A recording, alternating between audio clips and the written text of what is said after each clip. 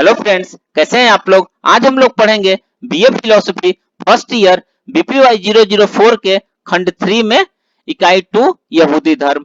यहूदी धर्म में आज हम लोग पढ़ेंगे मध्य एवं आधुनिक युग का यहूदी धर्म। तो वीडियो स्टार्ट करने से पहले जो भी फ्रेंड्स हमारे चैनल पे नए आए हैं कृपया चैनल को सब्सक्राइब कर ले और बेल आइकन को प्रेस कर दे ताकि जो भी लेटेस्ट वीडियो हमारे चैनल पे आए वो सबसे पहले आपको मिल सके। तो आइए चलते हैं यहूदी धर्म में मध्य एवं आधुनिक युग का यहूदी धर्म के बारे में पढ़ते हैं। यहूदियों का सिनेगोग अब उनके अध्ययन एवं सामाजिक गतिविधियों का केंद्र बन गया है। सप्त पवित्र दिवस सोमवार एवं गुरुवार पर हिब्रू बाइबिल के कुछ अध्यायों का पाठ किया जाता है। शुक्रवार के सूर्यास्त से आरंभ होकर यह सप्त शनिवार के सूर्यास्त तक चलता है। संगठन के द्वारा चुना गया रब्बी आध्यात्मिक नेता शिक्षक एवं नियम ग्रंथों के विवेचन का उत्तरदायित्व ग्रहण करता है।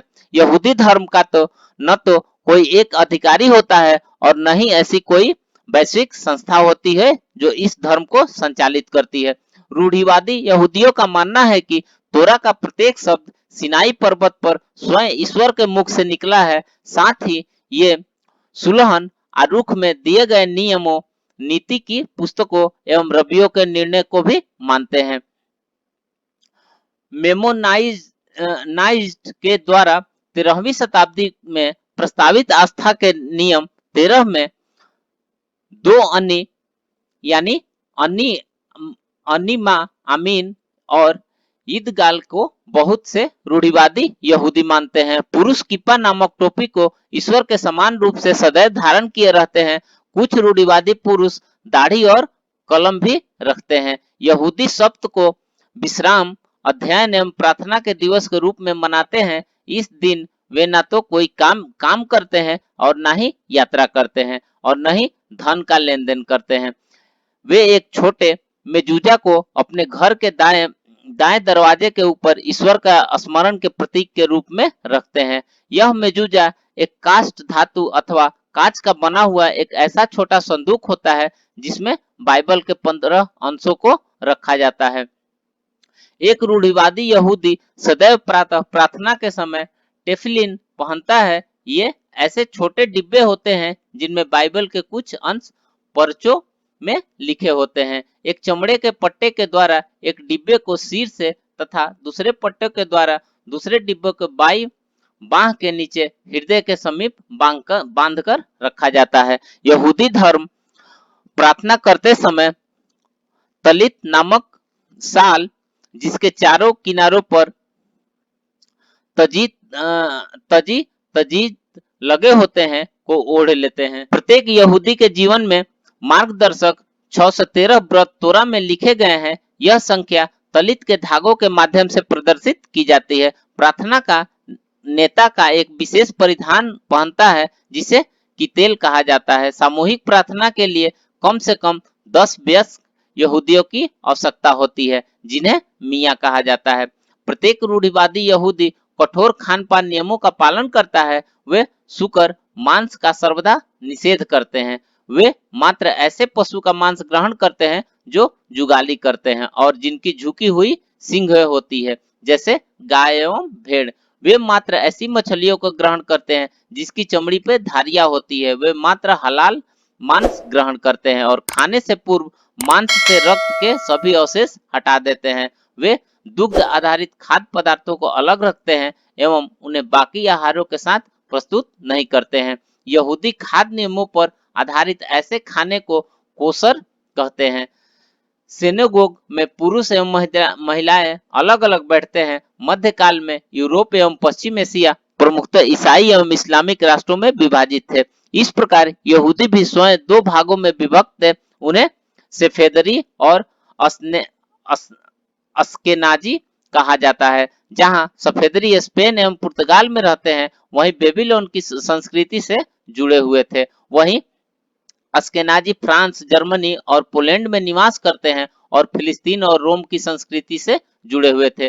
पिछली 2 शताब्दियों में अस्केनाजी यहूदी अनगिनत शाखाओं में बढ़ चुके हैं। रहस्यवादी एवं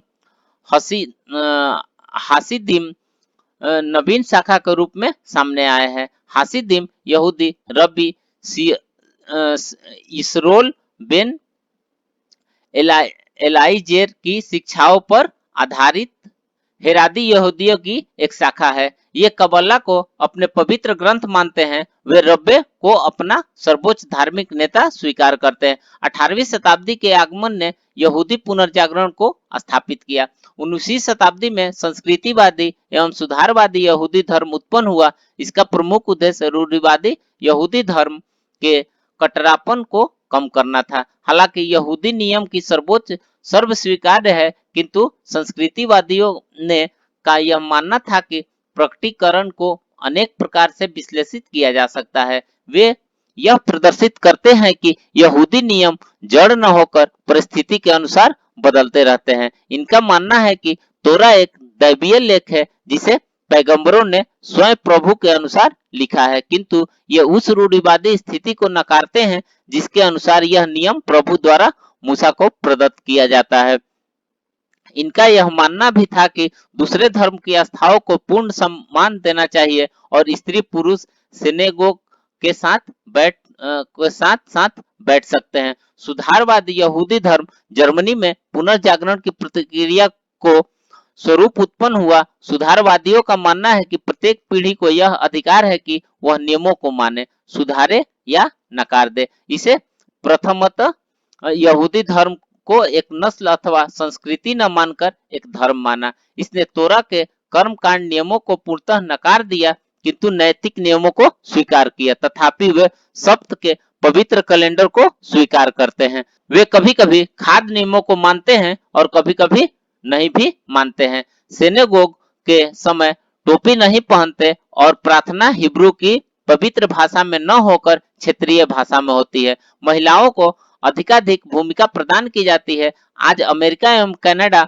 में 10 लाख से ज्यादा यहूदी और 700 से ज्यादा संगठन है। संस्कृतिवादी एवं सुधारवादी यहूदी अब मसीहा की बात न करके मसीहा के न्याय साम्राज्य की बात करते हैं। वे मानते हैं कि स्वतंत्रता एवं न्याय का काल अवश्य आएगा और इसके लिए किसी चमत्कार की नहीं अपितु मात्र प्रभु इच्छा एवं मानव प्रयासों की आवश्यकता है। इस आंदोलन के प्रभाव स्वरूप 19वीं शताब्दी के अंत काल में जियोनिज्म उत्पन्न हुआ। यहूदी ने यूरोप में अपने धर्म का भयंकर दमन का सामना किया। हिटलर ने आधिकारिक यहूदियों का दमन किया एवं 60 लाख से अधिक यहूदियों को जर्मन नाजियों ने मार दिया। सामान्यतः नाजी कैरेत को यहूदी नहीं मानते थे, इसलिए उन्हें छोड़ दिया गया। यह संभवतः धार्मिक एवं नस्लीय असहिष्णुता का सबसे बड़ा उदाहरण है। स्पेन ने भी यहूदियों पर आतंक छाया रहा और अनगिनत यहूदियों को जला दिया गया। फलस्वरूप अधिकाधिक यहूदी फिलिस्तीन चले गए और 18 मई 1948 को एक नवीन राष्ट्र के रूप में इजराइल का जन्म हुआ। यहूदियों का उद्भव राष्ट्र फिलिस्तीन सन 1917 तक तुर्की साम्राज्य के अधीन था, किंतु प्रथम विश्व युद्ध में जर्मनी की पराजय के पश्चात अंग्रेजों ने इसका अधिकांश भाग अपने कब्जे में कर लिया। तुर्कों को पराजित करने में सहायता के पुरस्कार स्वरूप अंग्रेजों ने फिलिस्तीन को विभक्त कर इसका बड़ा भाग बेदोइन अरब, जिनका नाम अब्दुल्ला था, के नाम पे कर दिया। बाद में ये अब्दुल्ला वर्तमान जॉर्डन के प्रथम हशमी राजा बन गए। तथापि बचा हुआ फिलिस्तीन अंग्रेजों के शासन के अधीन ही रहा।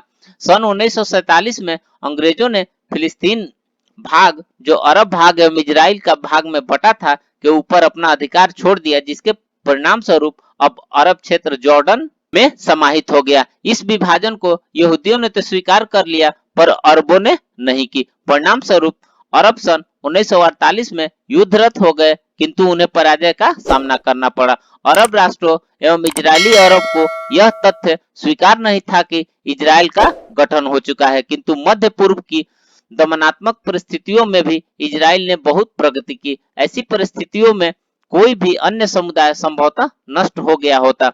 वस्तुतः इस समुदाय का इतिहास उतना ही गौरवशाली है जितना इसका वर्तमान। इसने हमें अब्राहम, मूसा, सोलोमन, यीशु, मार्क्स, फ्रायड, आइंस्टाइन सहित अनेकानेक विभूतियां दी। सन 2007 में गणना के अनुसार विश्व में लगभग 1 करोड़ 46 लाख यहूदी है, जिनमें से 70 लाख अमेरिका और 45 लाख इजराइल में है। हालांकि ऐसा मानना है कि 3000 ईस्वी पूर्व से भारत एवं फिलिस्तीन के मध्य व्यापारिक संबंध रहे हैं, किंतु प्रमाण हमें बताते हैं कि कम से कम पहली शताब्दी से तो ये संबंध निश्चय पूर्वक ही रहे हैं। भारत में अधिकांश यहूदी दक्षिण के केरल राज्य में पाए जाते हैं। कोचीन में इनका सिनेगोग भी है। साथ ही मुंबई और पुणे में भी यहूदी का बहुतायत निवास करते हैं। तो फ्रेंड्स, इस प्रकार से हमने यहूदी धर्म में मध्य एवं आधुनिक युग का यहूदी धर्म के बारे में पढ़ा। तो मिलते हैं फिर एक नए वीडियो के साथ, तब तक से चैनल पे हमारे बने रहिए। धन्यवाद।